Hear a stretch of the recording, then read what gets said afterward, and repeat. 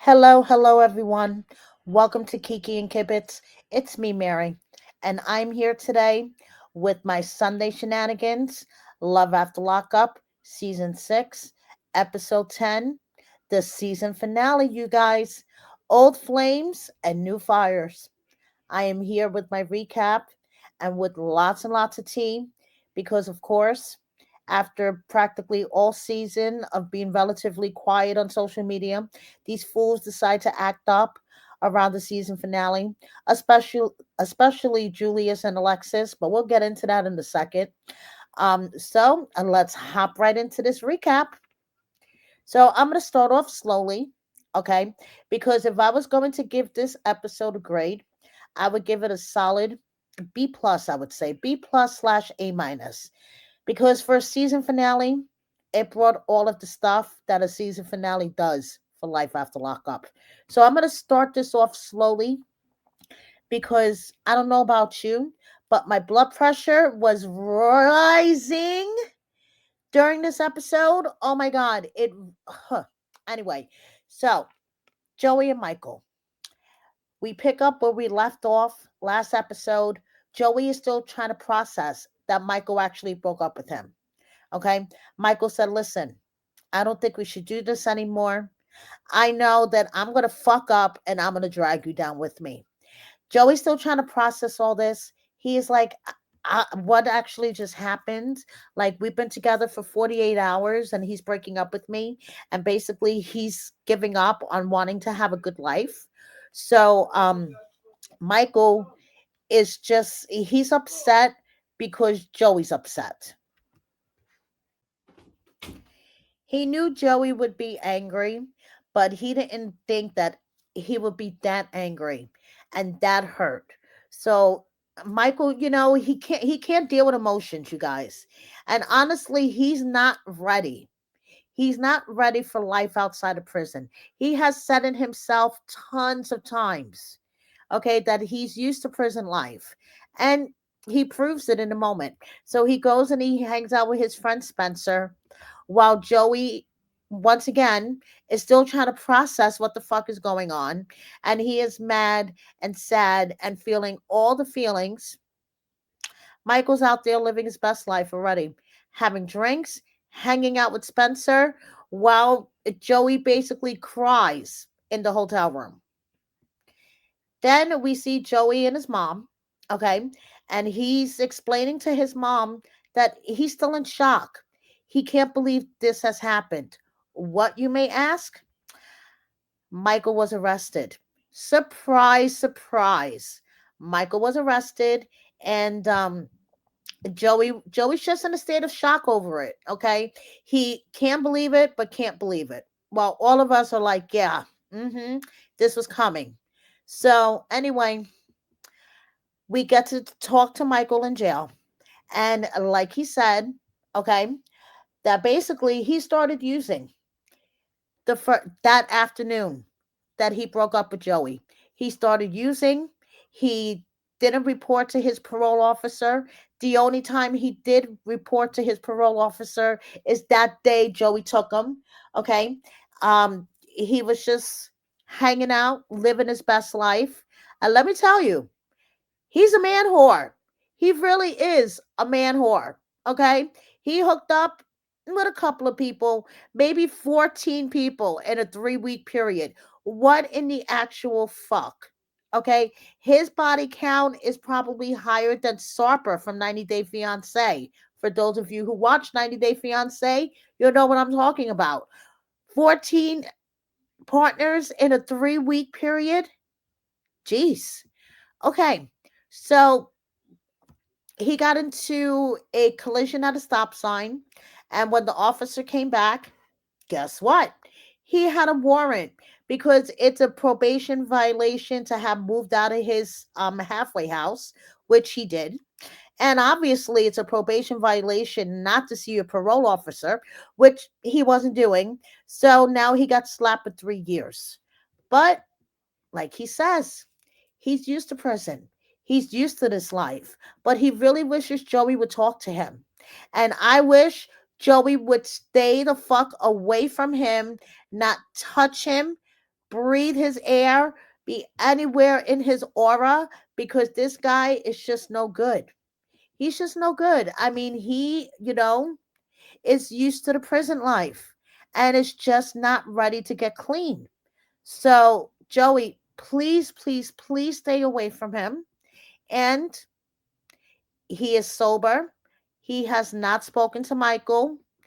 And on the other hand, Michael was charged with drug possession with intention to distribute, and his release date is set for 2029. And I hope in 2029 he does not hit Joey up and Joey fall for that shit again. I hope Joey finds himself a person that loves him, appreciates him, and encourages his sobriety and not try to drag him down.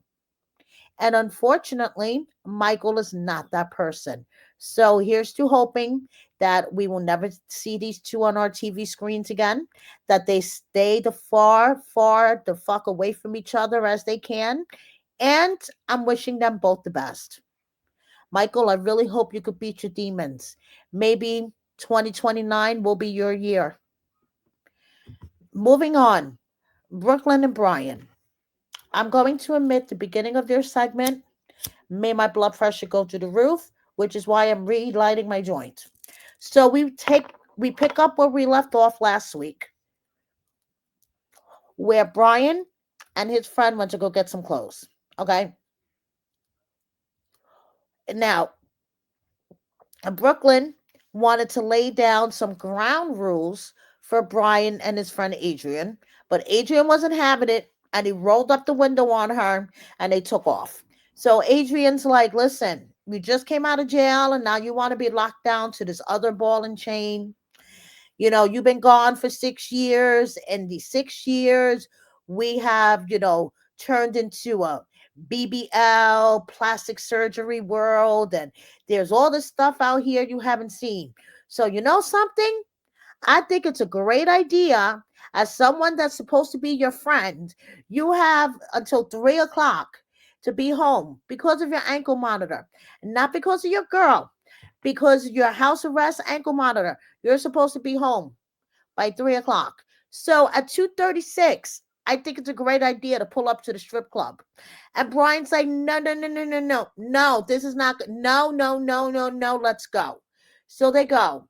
And then he's like in the move, bitch, get out the way mode on the highway, trying to get him home on time. Like, dude, serious? So Brian's like, this strip club thing is a no-win situation because Brooklyn's going to be pissed off knowing that I went there. Even if I went in or not, just the fact that we pulled up in front of the building, she's going to be mad. So, yeah, it's no-win situation. Damn right, dude. And you let your friend put you in that. Just saying. So you can see how my blood pressure was raising, right? So now it's like 5 minutes before curfew. And Brooklyn is like, where the fuck are you?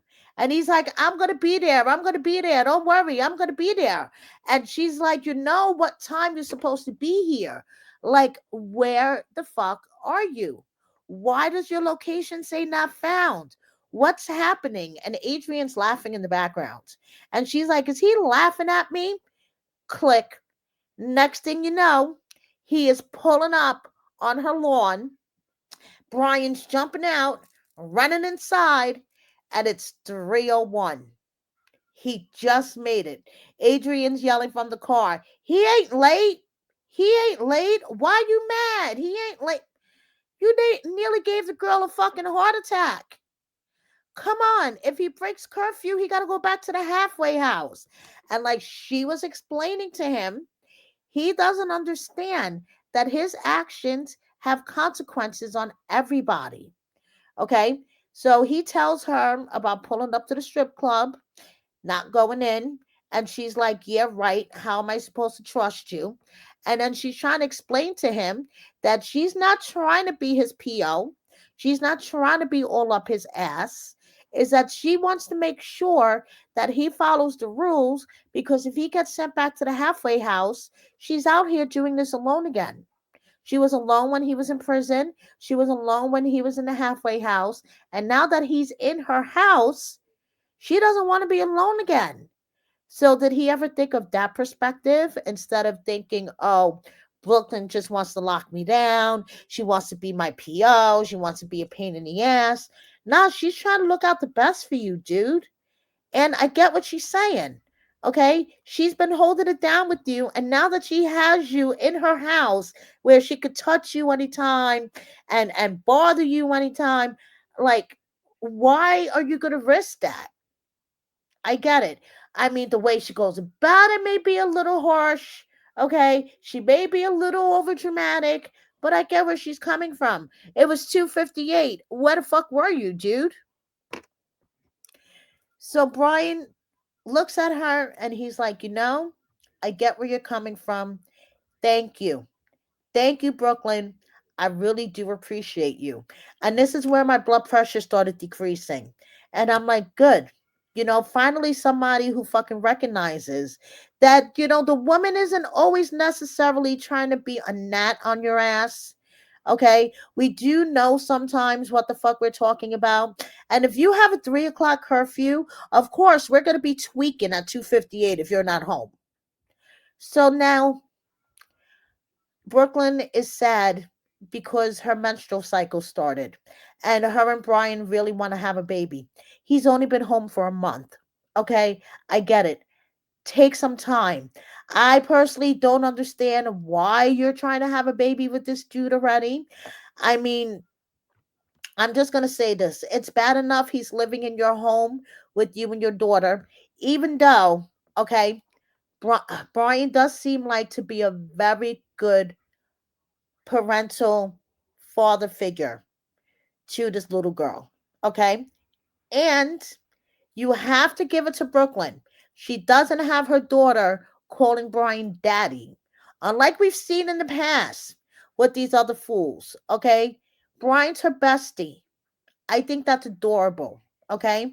And she says that Brian helps take care of mommy, her, the dogs, and himself, which is fantastic because we know a lot of these bums we have seen in prior history. Okay, they come home and they want people to wait on them hand and foot, like they're the fucking king, like they're the shit. And it's like, okay, you need to act like an adult and start picking up after yourself, start taking care of yourself. And it's good to see that Brian is stepping up and they were making um a breakfast in bed for Brooklyn. And I just thought this scene was so adorable. Okay. They made her waffles and eggs and sausage and a nice little drink. And I'm sorry, this breakfast looks a lot more appetizing than what Alexis was eating and what she was trying to feed to Julius. We'll get into that in a moment. But they're all as a family with the dogs on the bed. Mom's enjoying her breakfast. The dog, takes a I think it was a sausage or something. I don't know. The dog stole some food off the tray, and it was a nice family scene. Okay, Brian is finally off of house arrest, and him and Brooklyn are still trying to conceive, and we see Brooklyn seeing some spiritual fertility specialist type person. So, will they be appearing on a future season of Life After Lockup? We shall see. They won't be back on the one in August, but maybe next season. You never know. So now this is where my blood pressure started to creep up again and kind of stood up there for the rest of the episode. So we have Brooke and JK. Now, where we left off last week with these two fools, okay? JK was over at his ex's house, Alex. Alex is crying basically on how JK replaced her. Okay, JK like went running into Brooke's arms, and she is not taking accountability for cheating on JK at all. Even though we have it all on the audio, okay? Remember in the beginning of the season,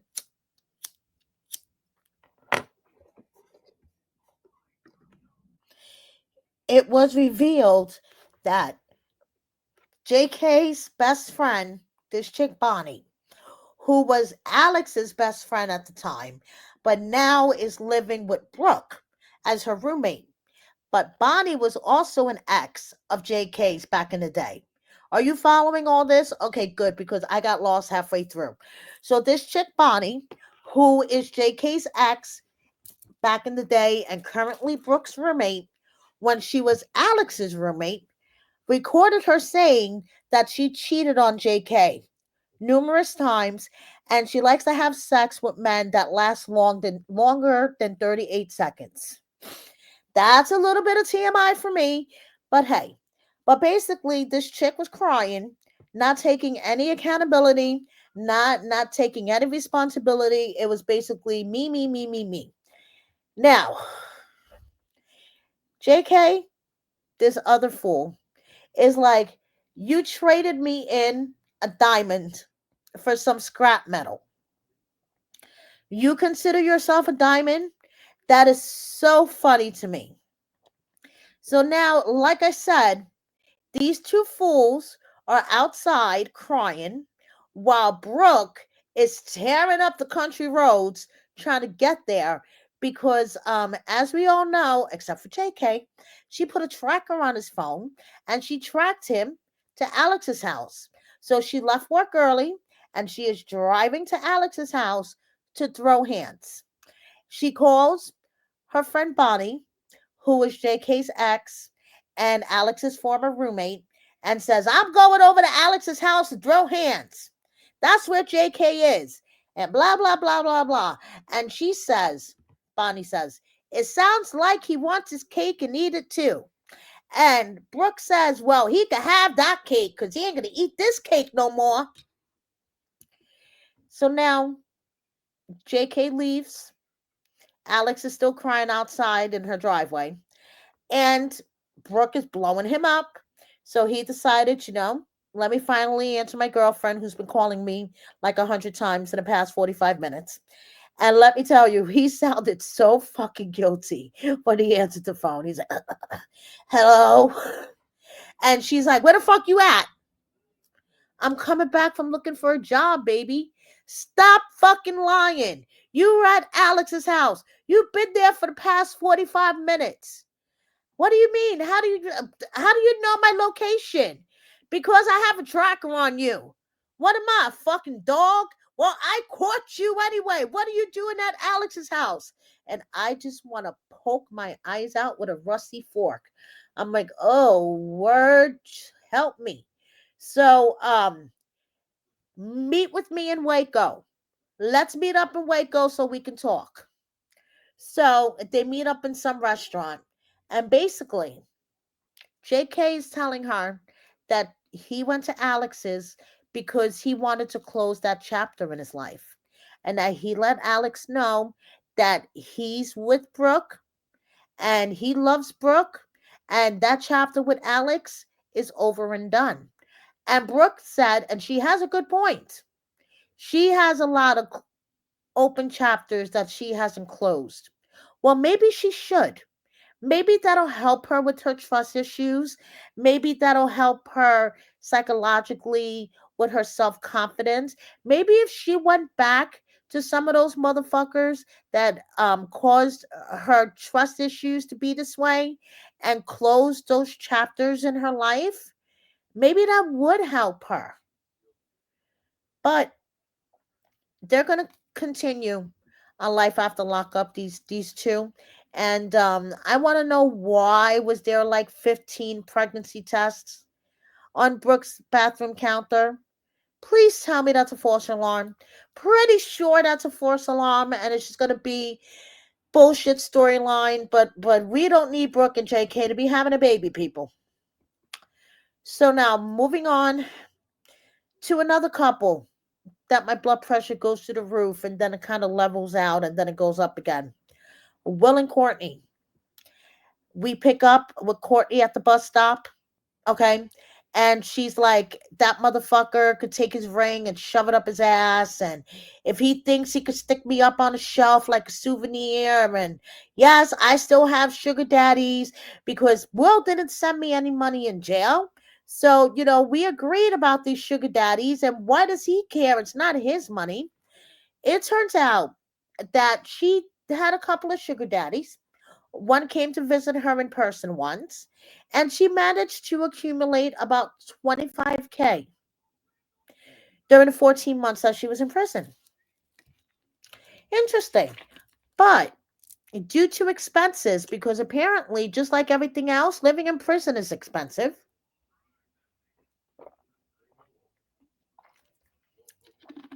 She would spend about 15 to 1700 of it a month on commissary, food, hair products, um, snacks, etc. So she only has about 1400 left. And why should Will care? That's not his money. So Will catches her right before she gets on the bus, and he's like, "Come on, let me drive you back home." And remember those sandwiches that she was throwing a fit over? Like, why are you taking me to a sandwich shop? I told you guys it wasn't like a Subway's or a Jersey Joe's. I mean, the shit came outside with the sandwiches and everything. She's like, "Your sandwiches are ready, sir." And he's like, "Could you wrap them to go, please?" So the next day, Will drives to Courtney's halfway house. He's really sad. He was barely able to sleep, and he just wants to talk to her. So he goes, he texts her, she comes outside.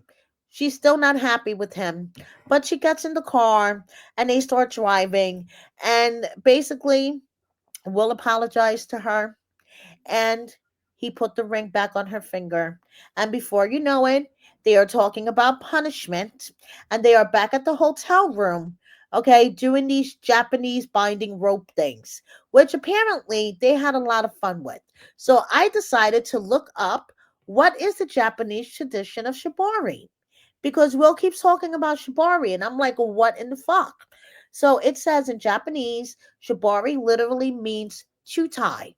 It has its roots in the Edo period when the samurai would use rope to immobilize their opponents. The ties range from simple wrist or ankle loops to gravity defying suspensions from bamboo poles. Okay, that sounds like something I definitely am not flexible enough to do. So it's the next day. It's Will's last day. Okay, so the two of them are basking in the afterglow. But Will is really sad because he has to leave her. And Courtney's really sad too. Okay, so Courtney's like, Are you going to be able to leave me a card, honey? Is there any chance, like, what's your plan about this?" And he's like, "Try not to spend more than $1,000 a month," which I think is reasonable considering she's not paying rent. She should go look for a job, and he's supplementing her income by $1,000 a month. I think that's reasonable. So she's like, "Are you going to be able to trust me from 1,000 miles away?" "I know definitely I'm going to be able to trust you because after having this, there ain't no going back." I'm like, "Girl." So he's like, "I know I've been in my head and I want to apologize. I'm going to miss you so much. We're going to be on the phone all the time. And before you know it, we'll be back together." So Courtney drops him off at the airport. And before you know it, yes, they will be returning for life after lockup, but Courtney was arrested 6 weeks later. Now, stay tuned for the T portion of this recap because I was able to find some of Courtney's old charges and an old mugshot, but I haven't been able to find this recent arrest. But as soon as I do, you guys know I'll share it with you. But what I did find was her meet and write a prisoner ad that Will answered. So I'll share that with you guys in a moment. Okay, I need to light my joint for these two. I just want to know, okay, why Q is so stuck on this dude. So in the beginning of the episode, she's throwing his stuff at him. And she's like, "You need to get the fuck out. You fucking cheated on me again with your baby mother. You keep doing this shit with your Willa. You need to get out." And then he does something called deflection. He turns around and tells her, well, you open up this can of worms. And it's like, what is he talking about? Well, it turned out that Q had a slip up. She had a moment of weakness. While he was in the shoe, she had a moment of weakness because she found out, dun dun dun, he was in communication with baby mama and didn't tell her about it, lying to her about being in communication with baby mama, just like he's doing now. But we'll get into that in a second. So she throws the ring back at him. He's like, good night, have a good evening. Next scene, Joella is hanging up his clothes because guess what? She got her family back, everyone. Just the way she wanted, she got her family back, or so she thinks. So, Damodrick is still living at his daddy's house.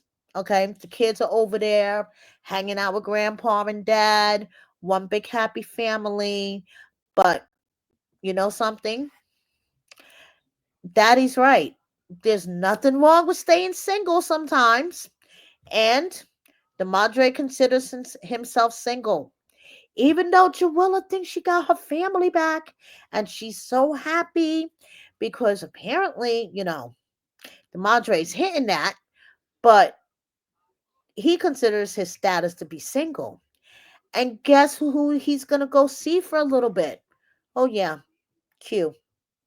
So now she has designated herself as a side woman basically. She's like, I talk to him every day, but I really don't know what he's doing or who he's seeing or what's going on. But yeah, I'm still having sex with him and I talk to him and we see each other occasionally. All right, so you're the side chick now. You're the side chick. Like, what the fuck, girl? So she is rekindling her relationship with him, and he is still living in his father's house and occasionally with Joella. And we're going to see this hot mess return in August for Life After Lockup. So now, very quickly, Bradley and Savannah stop speaking and they're both single.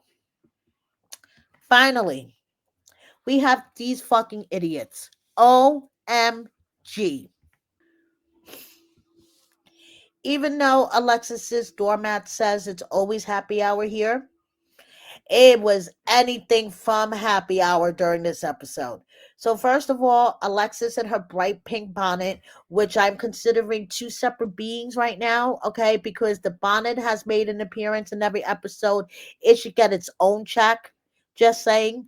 So, Alexis and her bonnet are eating breakfast because Julius didn't come home last night. She has no idea where the fuck he was. He didn't call. He didn't text. She still doesn't know she's pregnant. Okay. And he walks in and he's like, it smelled good in here. Where the food at? And she had a plate for him in the microwave. Really? Do you think that I would have made breakfast for this motherfucker if he didn't come home the night before and didn't answer my text or answer my phone calls? Okay, anyway. So she's like, why didn't you call me? Why didn't you let me know what was going on? And he's like, I'm going to be the biggest rapper since Jay-Z.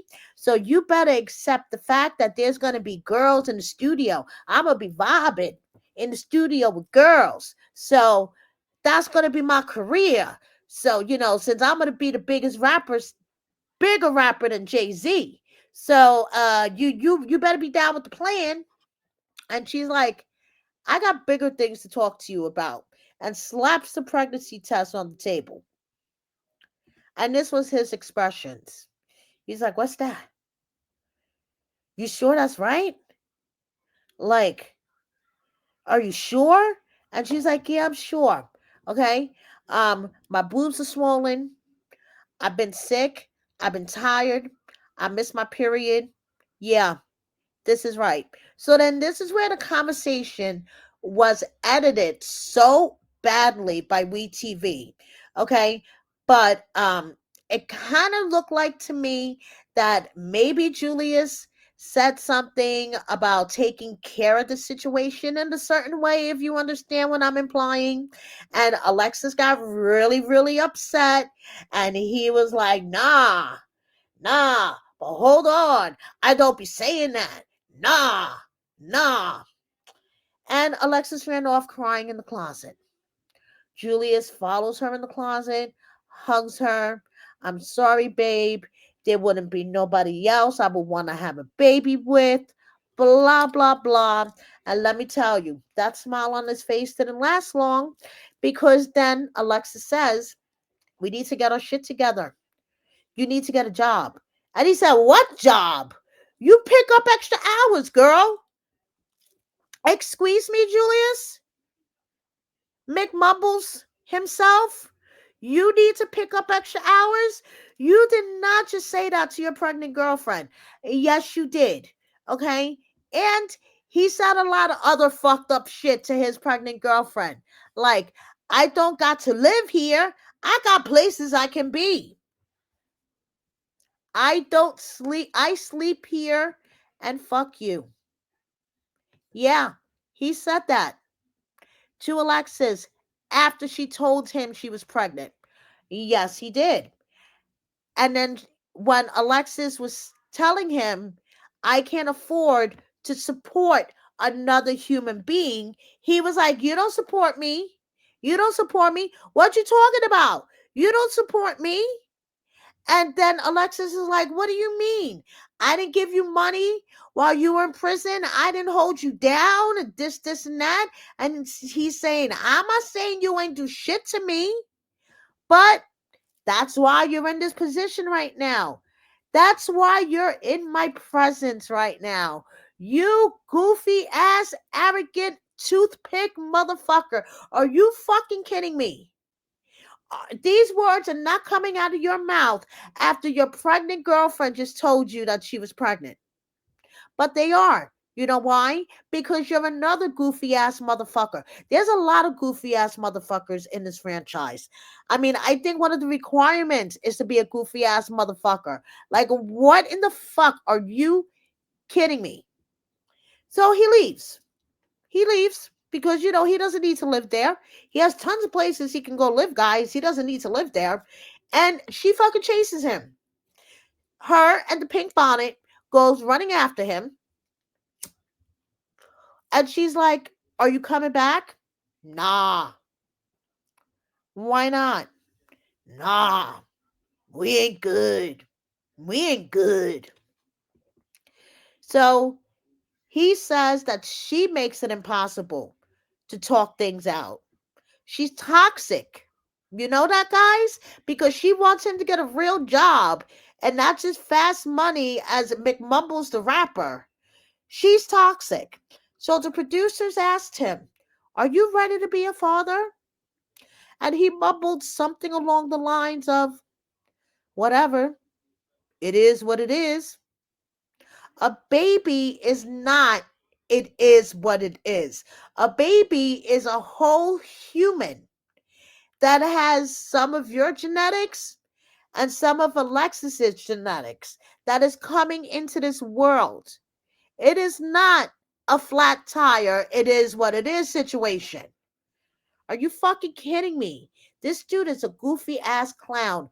Goofy ass clown. And I do not understand why Alexis let him shoot up the club. Girl, see, this is a typical book smart, but when it comes to like street smarts and men smart, dumb as fuck. I'm sorry. So now she's crying. The pink bonnet's crying along with her. And it's all for what? Because then their little wrap up at the end was Julius and Alexis get back together. And then we showed Julius trying to be all attentive and kissing Alexis's belly and yeah, whatever. And she gave birth to their baby, Juliana. Yeah, she named the baby after him on top of that. Yeah, Girl, self-esteem. That's all I'm saying. Self-esteem. The baby's adorable. So, so cute. And like I will say, until I'm blue in the face, Ashley made out the best out of this hot mess express. Okay? She sees Julius for the asshole that he is before she got in too deep, before she gave up the coochie. She got some money out of the show. She covered up that stupid tattoo and she got a new man. So I think Ashley, she made out the best out of all of them. So now for my tea segment. So, first of all, I want to provide you guys with a brief Amber update. Today is Sunday, May 25th, and I spoke with Amber this morning. Oh, yes, I did. She is off the ESCO, ESCMO machine, sorry, and her lung function is improving. It was kind of hard to hear her with all of the machines beeping and people talking in the background, but Amber is slowly making her way back. And it was so good to hear my friend's voice. It was so good to talk to her, even if it was for 2 minutes. And she wants to thank everyone for their love, positivity, and prayers. And she is making small steps to victory and getting stronger every day. She hopes to be transferred out of ICU in the next day or two into the CCU. This is going to be a long recovery, but she's making small steps to victory. And that's all that matters to me. I don't care if she has to take 1,000 baby steps. I just want her healthy and strong. And thank you, everyone, for your prayers, your support. All of you guys that have hit me up in the DMs asking how you could support Amber's parents and Queen. Now, Amber's parents, actually, her sister has set up a GoFundMe. It was set up today on Sunday, May 25th by Amber's sister, Erin. I will put the link in my description box and the comments. Here is a picture of Amber with her sister. Now, this is what pisses me off about this whole thing. And this was part of the reason why the family didn't want to do the GoFundMe a week ago when Amber was first in the hospital, was because of shit like this. Now, this is another GoFundMe page. I just want to go back to the one done by Amber's sister Erin. Okay, so the one organized by Amber's sister Erin, their goal is $7,000. Okay, and as of right now, they've raised a little over than 600. So now this fake one, which pisses me the fuck off, their goal is $10,000. And check out who it's organized by. Someone by the name of Mary Coase. So I don't know if this is just a coincidence and this person's name is really Mary Coase, or are they just trying to with the Mary thing and people think that it's me, Mary, as in Kiki? I don't know, but I double checked with Queen. This was sent to Sarah by one of her followers, and this is actually fucking fake. Okay? And it's because of shit like this. This is why her parents didn't want to do one to begin with. But their daughter opened one for Amber today because yes, the financial burden is becoming too much. But this one, please, everyone, go report to GoFundMe. I'm going to put the link for the fake one in my comments as well. And please report this one, okay? Because this is not for Amber. This is not associated to Amber or Queen or anyone. So please, guys, okay? Report this fake ass one. So moving on, we have Bradley enjoying his best life along with Savannah, separately, of course. Now, like I guys mentioned in my last video, this is the Meet an Inmate um ad that Courtney had out that Will responded to. Hi, I'm Courtney. I'm 24 years old. I've been down for 10 months and I only have 4 more left to go. I'm looking for someone capable of taking care of me while I'm down, and when I get out, I'm looking for someone to lift me up, mind, body, and spirit. I'm a very positive person who loves to make people laugh. I'm very fit. I work out every day. I am the type of person who gets along with everyone. I'm super down to earth and a free spirit. I love the sunshine and riding motorcycles. I have very reasonable goals and dreams, and I really want someone who will value them and me and my needs. You can find me on Getting Out. Now, on the season finale of Love After Lockup, it said Courtney was arrested 6 weeks after filming. Here is an old mugshot with some of her old charges. I have not been able to find Courtney's latest charge, but as soon as I am, I will let you guys know. Um, Here's some old pictures of Courtney from her social media before she went to prison. And now, as I mentioned in my other video, I was bored the other day, so I decided to look up mugshots of the current cast. Here is Two Puffs in his mugshot. That's what I'm calling him, Two Puffs, because he fucking gets on my last nerves. Here is his collection of mugshots for various charges. Check out my last word on the street for more. And this is his very first arrest when he was 20. And speaking of mugshots, and I want to give a shout out to Tracy Trendy. She was the first one to report on this. Jawilla. Yes, baby mama Jawilla. She has a mugshot. She was arrested back on April 20th of 2023. And it looks like she has a couple of possession, no seatbelt, no driver's license, tampering, fabricating physical evidence with intent to impair on view. Wow. So baby mama Juwella also has a mug shot. I mean, Q, why are you knowingly dealing with all this drama when you have your own baby daddy drama? Ugh, I don't know. But they're gonna be back for life after. And then Brooke, are you and JK together or not? You guys are confusing the fuck out of me. And honestly, I don't know if I care anymore because this shit is like ridiculous. And Alexis, your baby's beautiful. Oh yes, she is. She is beautiful, but my sweet daughter, if the world ever tells you you're too much, too emotional, too sensitive, too intense, I hope you remember those parts of you are your superpowers. You weren't born to be small. I wish you would take your own advice. Girl, please work on your self esteem.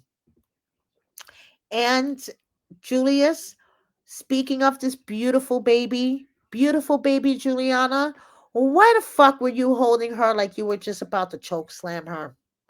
Julius's new music video premiered a couple of days ago, and this is where they first publicly premiered their daughter Juliana. And it looks like Julius is getting ready to choke slam her. Like, what in the actual fuck? Watch a YouTube video about how you hold an infant. The baby was only born in March. Like, come on, guys. Seriously.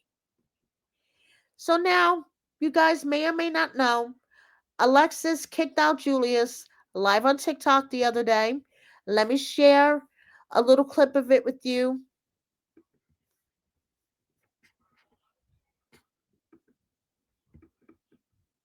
So, this is Julius being kicked out live on TikTok by Since he want to leave his family, y'all. No, you did too much, and I'm sick of it. I'm sick of it. No, and you want some goofy shit. What do you mean? No, you want that goofy shit. You don't be on the internet shit, but be on the internet all day. Make statuses all day. Go ahead, yeah. Leave your family, leave your baby. I don't care. Since he want to leave his family. Okay, so that's Julius being put out on TikTok Live. I want to know why he's taking the baby bag with him. Like, doesn't he have a duffel bag or a backpack or something? Why did he pack the baby bag and take it? And then he's been posting a lot of shit to his stories since then. But the one thing that fucking caught my eye was last night. He actually posted this, you guys. Oh, yes, he did. Can someone help me out? Man, I'm broke as fuck right now. DM me for the Cash App. And then at 11:16 p.m. on Saturday night, he was sitting in a car. Was he sleeping in his car? Why is he asking for Cash Apps? I thought he was a master rapper. His video just came out. Rolling in the dough, making it rain. Now you're asking for now you're asking for people to make it rain in your Cash App? What in the fuck? So now he posted today that he is not affiliated with any gangs and that's just a stereotype. And is he the am I top 5 most hated on the net right now? Julius, honey, I don't mean to burst your bubble, but you're not that famous. I'm just saying, you are not that famous, okay?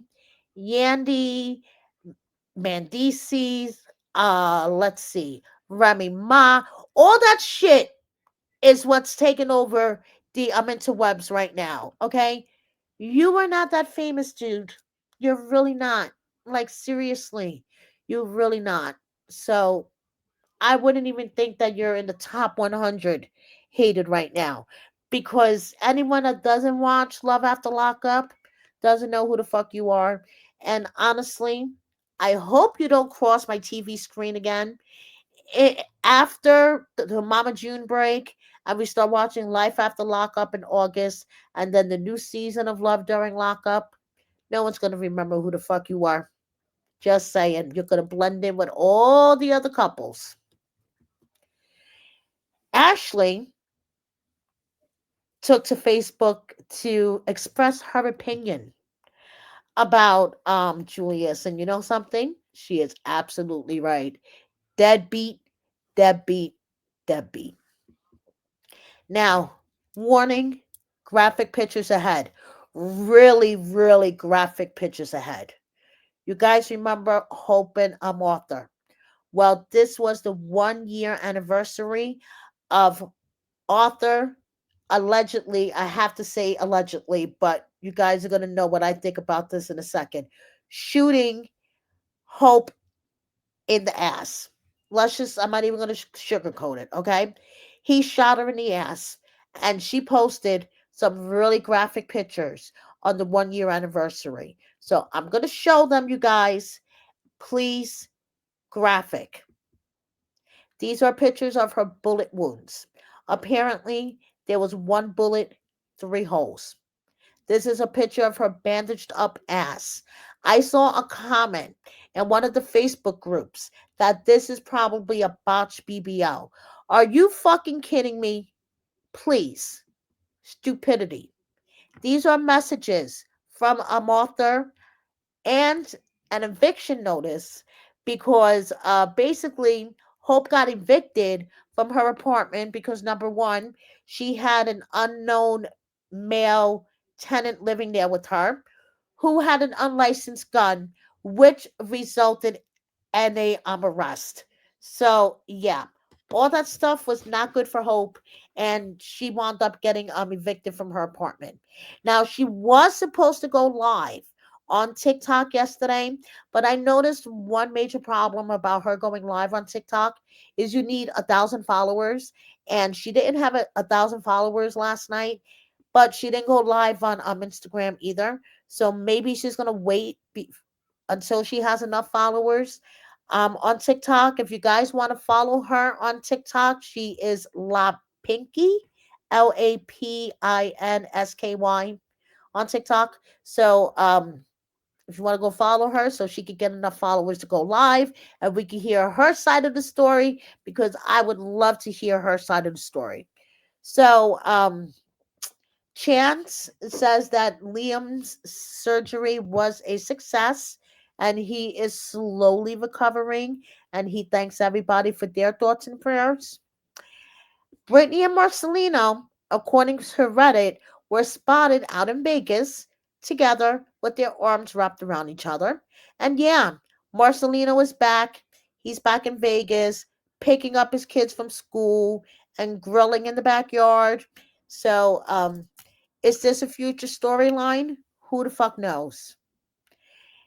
Bianca has a new boyfriend, as I mentioned in my last video. No, he's not an inmate. He's a paramedic. No, he's not much older than her. They're close in age. You see, she's learning from her mistakes. Daniel posted to the gram today a little tour of his cell. He is currently in a state-run rehab at the moment. Wishing him the best, hoping he doesn't wind up going back to prison, that he does what he's supposed to do and finishes this program. I'm going to give you a tour of the old cell. This is where I do most of my reading. I'm currently in Shogun Part 1. Thank you, Brandon. It's a great book. Bedside, there's my backpack with all my classwork. Commissary, toilet, desk for all my journaling needs. My weekly goals. It's my dresser. These ones I've already finished. And I got more down there just waiting for me. Trash can. My little tomato plants, still waiting for them to sprout. And my bed. All this, all to myself. All right, everybody. Let me give you a tour of the old cell. Okay, so that is the tour of Daniel's cell in rehab.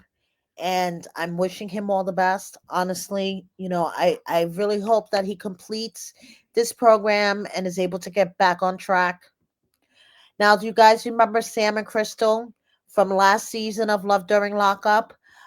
Well, Sam has dropped a lot of weight. Okay, he's looking good, hanging out in Nashville, doing Nashville things. And I have a question for all of you guys that used to watch Love After Lockup back in the OG days, or you guys that are rewatching it on Peacock and just becoming familiar with all of the OGs. Would you let Heather be your real estate agent?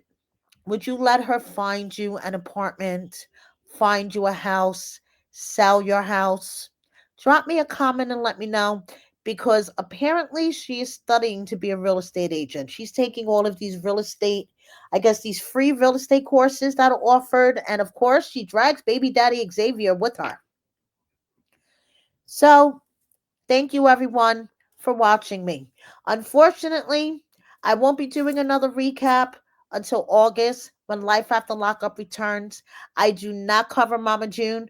I refuse to cover Mama June. And as a matter of fact, I'm going to put a link in the comments for an old video that I did on why I refuse to cover Mama June. I have very strong feelings about that bitch. And so I'll be around with my word on the streets every week, coming to you with breaking news when necessary. I will still be tracking down the interviews and coming to you with interviews as much as I can. I want to thank all you guys for your support. Please subscribe. Double check that you are subscribed, because YouTube likes to play games and they will fucking unsubscribe you. And before you know it, it'll be like 6 months and you haven't seen any of my videos. Please like, share with a friend or 10, and please consider joining my membership. Thank you so much. See you in August with a recap. Bye, everybody.